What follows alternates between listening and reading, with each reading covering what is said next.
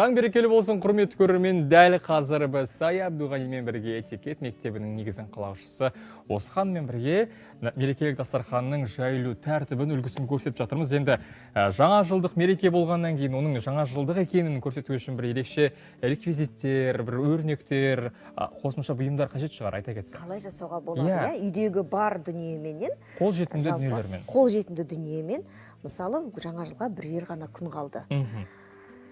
Жалпы, ондай уақытта айтып отырмын ғой, егерде ол біздің салфеткаларымызды мына раннерімізге сай етіп жасап аламыз. Раннер деген қайсы? Раннер дегеніміз жаңағы мен айтқан жолақ.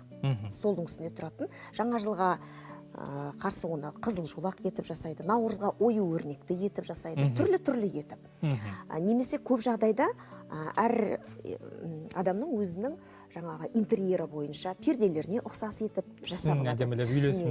Дизайн келтіріп алады. Жаңа жылға бізде мысалы қызыл. Астында тұрған не үшін менде? Бұл не үшін қою керек бұны? Бұл неге арналған? Бұл жалпы коврик, столға арналған. Бұларды не үшін пайдаланады?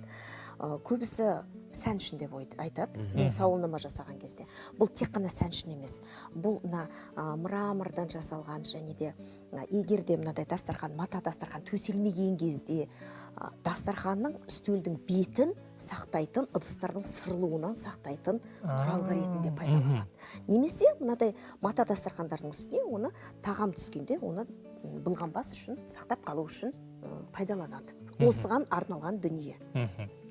Енді біз бұны жаңа жылдық дастарханымыз, жаңа жылдық етіп безендіруіміз үшін салфетканы мысалы бір аққу етіп жасап жатудың қажеті жоқ. Қазіргі ең актуалды тренд ол классика. Классика жағдайы. Сондықтан біз салфеткамызды шырша тәріздес етіп қазір дайындаймыз. Бұлай салфеткамызды, 4 бұрышты салфеткамызды осылай шеттерін қайырып, содан соң шыршаның пішінде? Шыршаның пішінін жасаймыз. Ортаға салып қойып, содан соң осындай шыршаның қыстық жаңа жылдық безендірулерге, кішкентай ғана безендірулер қосып қойып. Мен үлгермей қалдым. Қайттан көрсетіңіз, жаңа екеуіміз жасайық, жаңа бір 2 орамалмен. Мына мен жасайын. Немесе басқасымен жасайын. Мына жерде бар бізде. Аламыз да? Міне 4 бұрышты салфетканы бүктейміз. 4-ке бүктейміз. Содан соң бір жобаменен 1 сантиметрлік ара қашықтықта етіп жинаймыз. Бірінің астына бірін жинаймыз.